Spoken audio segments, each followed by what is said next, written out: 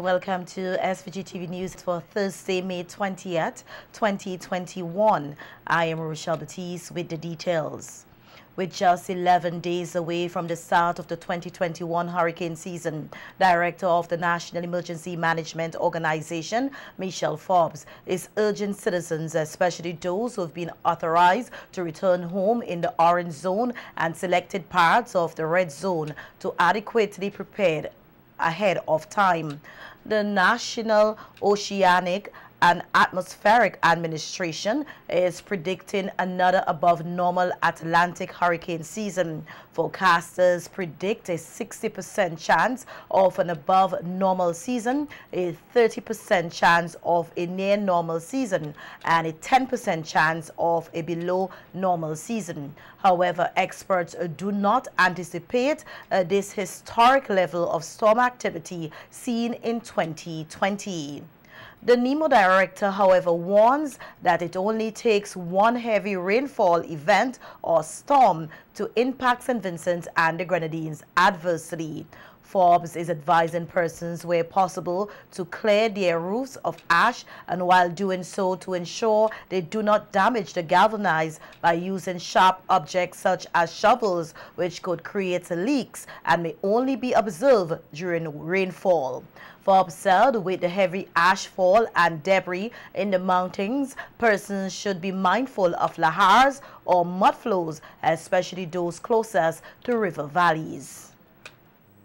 As we approach the hurricane season, we need to be prepared, we need to be ready. We have seen a year generally where we can have different type of emergencies. We had the volcanic emergency, an eruption. We also had the heavy rainfall after the eruption that brought down lahars. And going into the hurricane season, we can still see lahars, especially in the river valleys, because we know a lot of ash is still in the mountain, a lot of broken trees that have been burnt or broken, so we can have debris and flows coming down the mountain with trees and heavy ash. And we need to be mindful of the rainfall, in particular for this hurricane season, those communities closer to Africa, where we can have the lahars. We must be prepared a little bit more. I think we have been impacted, as I said, by several events. I know we are resilient people, but we must really take the hurricane season 2021 seriously.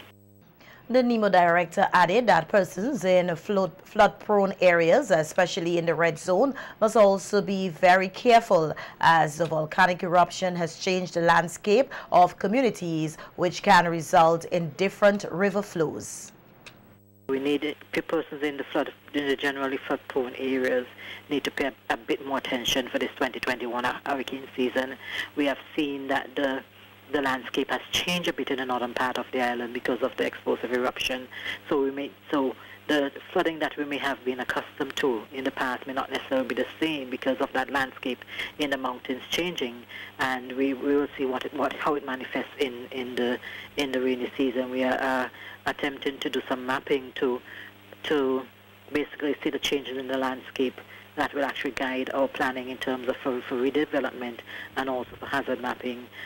So that will be ongoing over the next few weeks, next few months. But until then, persons who are living in near rivers, especially in the red zone and closer to the volcano, need to pay particular attention, because the flows may be different. You might have lateral flows in terms of the spread might be wider if there are flows, and if there are blockages, and we may have lahars. So persons in those areas need to pay particular attention. Forbes said persons should not wait until June 1st to begin preparation, as there is already a disturbance in the northern Atlantic Ocean with the potential to form at any moment. She said activities such as the cutting of overhanging trees, clearing of drains and pipes should be taken care of early, noting that persons should not wait until the customary last minute to complete these activities. Forbes also noted that with many shelters, especially in the green zone, occupied, NEMO is looking at alternative shelters to house persons in the event they may need to do so. She, however, advised that if possible, persons should begin to fortify their homes and seek alternative arrangements where available. We are looking at alternative shelters. We are definitely looking at alternative shelters for in and around the green zones. We are actually We have already started that process and want to engage some of our private shelters for additional shelters. But of course, we still have some time if you need to do a little work if you can. I know it can be difficult. Those who can do little repairs on their homes, that is the best thing to do if you can ensure that your roof is up to a particular standard, that you can actually withstand a storm. Of course, if you know you can, then we ask you to seek alternative shelter. But for this hurricane season, it's going to be a little different because of some of the shelters are already occupied. So if you can make alternative arrangements, and I know a lot of the private homes are actually housing persons who have been displaced, so that may be difficult. So to encourage persons, we have to, regardless, we still have to take all our preparations seriously. If you can do any little repairs, you can do so. You need to always have your water supply, always have your food supply. We saw what happened during this particular emergency for the volcano. The NEMO director reiterated her appeal for persons to take this year's hurricane season seriously and be generally prepared for the various hazards.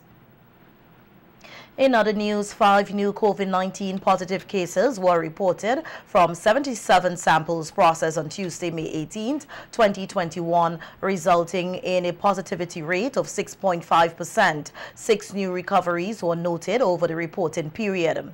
Over 156 cases are currently active, and 12 persons with COVID-19 have died. 1,954 cases of COVID-19 and 1,780 recoveries have been recorded in St. Vincent and the Grenadines since March 2020. The public is urged to continue to use masks, sanitize, physically distance, and get vaccinated to reduce the spread of COVID-19 here in SVG. And members of the public have been reminded that the protocols that have been put in place to prevent the spread of COVID-19 in SVG are still in place. The reminder came in a notice issued by the Agency for Public Information, which said persons should be reminded that mask wearing in spaces to which the public has access is mandatory. These include all government buildings, passenger vehicles, private and public shelters, among others. Minibus owners and drivers are also reminded that the limits placed on the number of passengers they can carry are still in place and will be enforced. The API said the Ministry of Health, Wellness and the Environment also wish to inform the public that for the upcoming holiday weekend, the no mask gathering protocols will be strictly enforced, and that no beach or river limes, boat rides, house parties, etc. will be allowed. Churches are also asked to continue adhering to the protocols put in place for them to ensure that the spread of COVID-19 in this country is contained. The Royal St. Vincent and the Grenadines Police Force, in a news release issued today, said it will be seeking to ensure the enforcement of the COVID-19 protocols for the Whit Monday holiday weekend. Over the past weeks, pre-COVID scenes of mass social gatherings, including packed bars and overloaded omnibuses, have been observed, with concerns raised by some members of the public about the matter. SVG-TV News spoke with Commissioner of Police Colin John in a telephone interview, and he said officers will be more robust going forward to ensure the present COVID-19 protocols are adhered to. Commissioner John said officers have been visiting numerous locations speaking with patrons about the matter. Identified it, we would go, not in every case that we would issue tickets, but speak to some of the occupants, we speak to persons in terms of dispersing. Yeah, we've spoken to proprietors at different bars, we've spoken to the persons who operate different ice boxes or bars at Heritage Square, and they have given us the assurance that they would, as far as possible, try and speak to the person, the patients, to adhere to the protocol.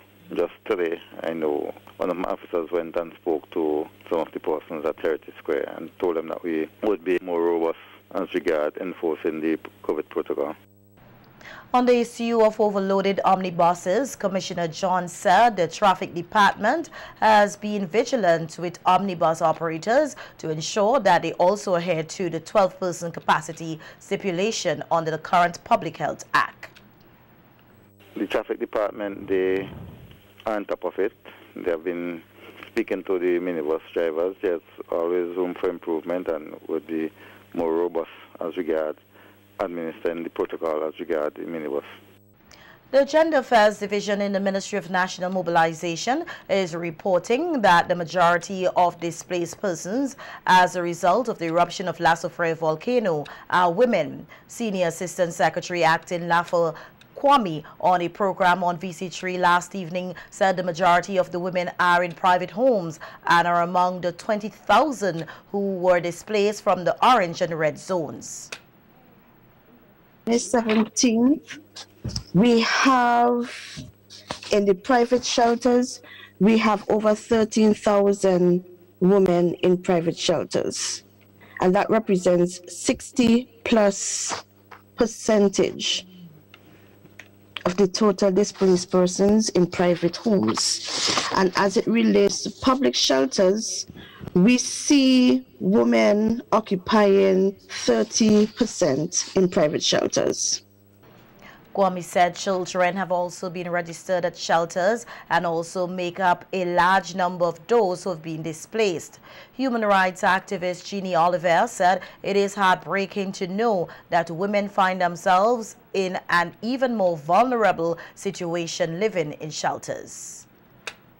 As far as Marion House is concerned, women have been even more vulnerable than they were before previously. Before, not even Soufrière, but before COVID. It's not only the displacement, but it is the stress and the stress management. It's continuous, the psychosocial impact of La Soufrière on our Vincentian women is extremely, extremely high. And it's not just the vulnerable, it's those of us who in leadership positions as well. Those of us who are supposed to be helping those who need help. Meanwhile, coordinator of the Windward Islands Farmers Association, Kosel Fraser, said that women will need all the support to get back on their feet when they return to their homes in the red and orange zones. That we have a lot of small producers, and generally when you have small producers, what you find, small producers generally don't have the savings to be able to make multiple investment to recuperate from devastation of this type of magnitude. So it's really heartbreaking, and you know, really the event does impact the women differently than it does the men, and we have seen that. That's an observation that we have made over the years that we have tried to bring to the attention of policymakers, but which has also helped to fashion, you know, the way we do our work and we execute a lot of our programming. We've noticed, like in terms of the volcanic eruption as well, what we're likely to see is a lot of women would stick in the sector. Men tend to be assimilated or absorbed in the other productive sectors quite easily. But our women, of that 44% that we're talking about women who depend on their land, on farming. This country on Tuesday, May 18, 2021, received 339 of 1,333 packages of medical and food supplies from the United Arab Emirates, the UAE, to assist in the relief and recovery efforts after the explosive eruptions of the La Soufrière volcano. This is the first of several shipments from the 30 tons of supplies to arrive in the state from the UAE. The remaining shipments are expected to arrive here in a few days' time. Minister of State with responsibility for foreign affairs and foreign trade, Kiesel Peters, was present at the Argyle International Airport along with the Director of NEMO, Michelle Forbes, and Chief Executive Officer of the AIA, Corsell Robinson, to witness the arrival of the first batch of items. The minister expressed appreciation to the government and people of the UAE for standing in solidarity with the people and the government of St. Vincent and the Grenadines since the explosive eruption victims of laissez faire. Minister Peters said SVG and the UAE have had very good diplomatic relations and have made a range of agreements that have enabled mutual benefits. Minister Peters alluded to the PAVE project that was funded by the government and people of the UAE, as well as their significant contribution to the Zero Hunger Fund here in SVG. The National Development Foundation, the NDF, yesterday received a $50,000 donation to assist farmers and fisher folk affected by the eruption of laissez faire volcano. The donation was made by the Grant Thornton accountants and auditors.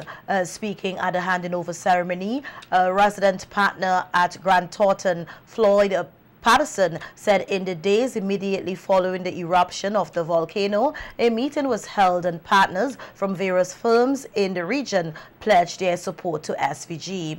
Patterson said they saw it fitting to make the donation to the NDF, as it has been playing a pivotal role in providing funding to persons in the agriculture and fisheries sectors, which they believe are largely underserved by the commercial banking sector. The NDF, he says, has over the years assisted these individuals through a number of initiatives, including the purchasing of engines for fisher folk. We are adding an additional $50,000 to the National Development Foundation to assist the farmers of St. Vincent and the Grenadines to get back on their feet in the whole recovery process from the volcanic eruptions of April.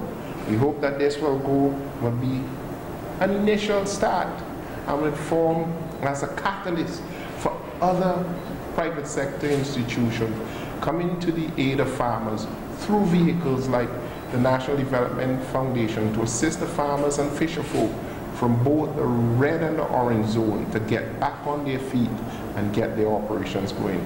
This is Nihal on behalf of Grant Thornton, okay, all the partners in the Caribbean and Grant Thornton International.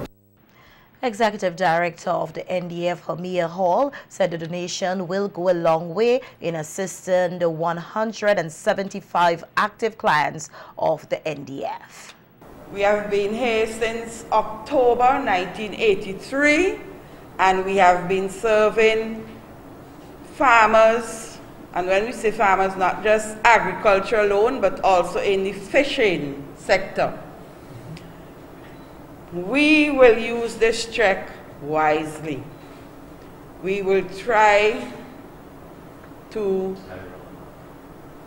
serve those clients who were badly hit, some with COVID and now the eruption. So this check will be used to try to bring them back on their feet.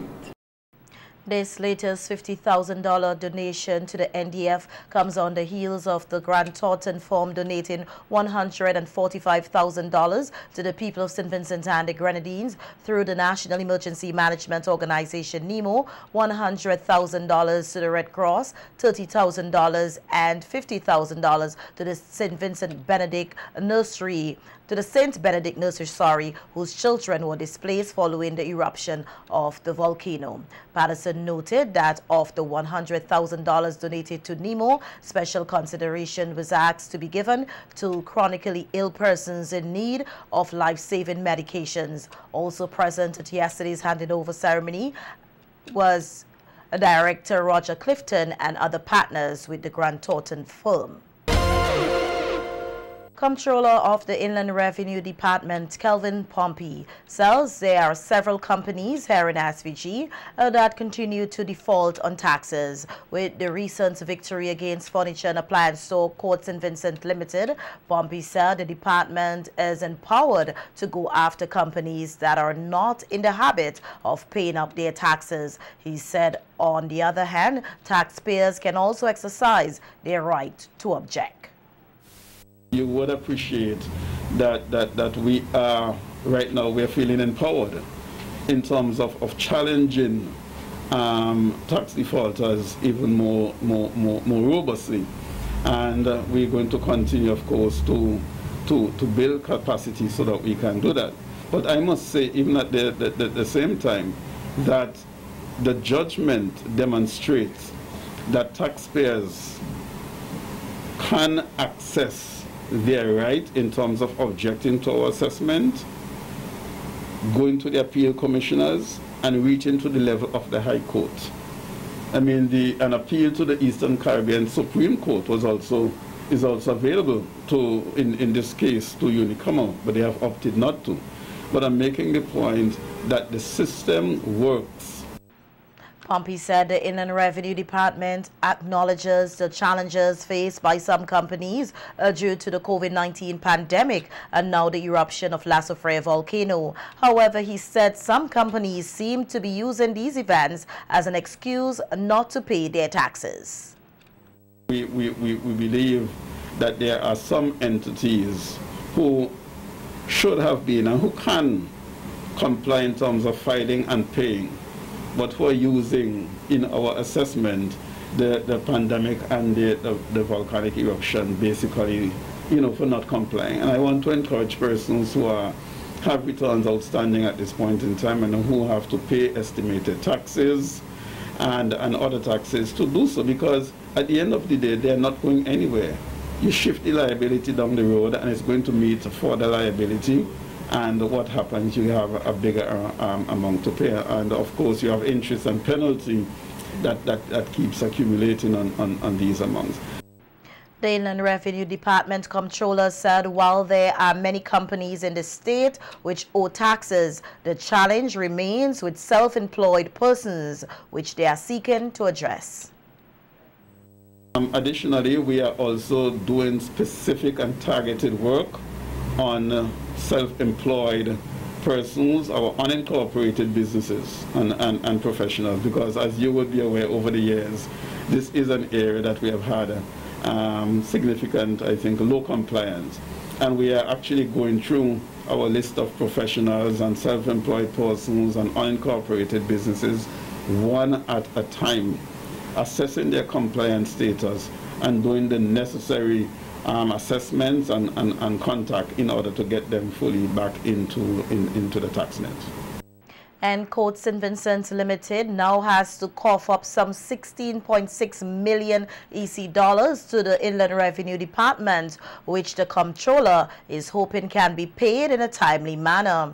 The furniture and appliance store had taken the matter to the High Court in 2018 after refusing to pay an increase in liability taxes to the Inland Revenue Department for the period 2007 to 2011. Comptroller Pompey said they look forward to the payments being made as the country can do well with the funds.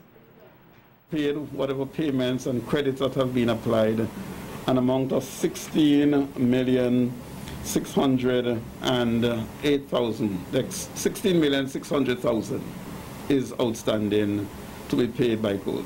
And of course, this amount, the principal amounts, continue to accumulate interest at 1.5% on a monthly basis. So of course it makes good sense, I think, for the company to come in. Even at this point, they may ask for some interest waiver and so forth, and we'll be quite happy to accommodate them in terms of such. But we expect that they would come with a lump sum settlement at this point. As I said, it's a major multinational company, and we are dealing with a small island who is under significant economic duress at this point in time in terms of our finances. And I am confident that the gentlemanly thing that any such multinational would do would be to quickly pay up to the tax department so that this money can be used to assist in so many of the demands that are being placed right now on the government coffers. Pompey said to date, Court St. Vincent Limited has been paying its fair share of taxes, and the Inland Revenue Department will continue to engage the company moving forward. Between 2007 and 2011, those are the issues. If the issues are in the years following on from 2011, then it means that the department basically will have to be looking once more at some of these issues to determine to what extent that the company has changed. But now that we have a definite judgment, it means we can go to the company and say, you cannot do X, Y, Z, or you cannot use this method of accounting, or you cannot essentially do what you've been doing in terms of your accounting and auditing processes. An internal investigation has been launched into the handling of a family dispute by a senior police officer after a video of the incident made its way on social media, with persons being critical of the actions of the senior police officer. The video showed the responding senior officer engaged in a heated exchange with one of the individuals that the complaint was launched against. Commissioner John told SVGTV News today that the investigation is ongoing. Yeah, there's an internal investigation. The person was called in, he was spoken to. The matter, he was requested to submit a report, which he has done. We are also trying to obtain evidence from other persons who are wrong so that we can deal with the matter. The incident appeared to have stemmed from a conflict over the ownership of a family property that was initially occupied by at least two of the persons seen on the video. That dispute is reportedly before the court.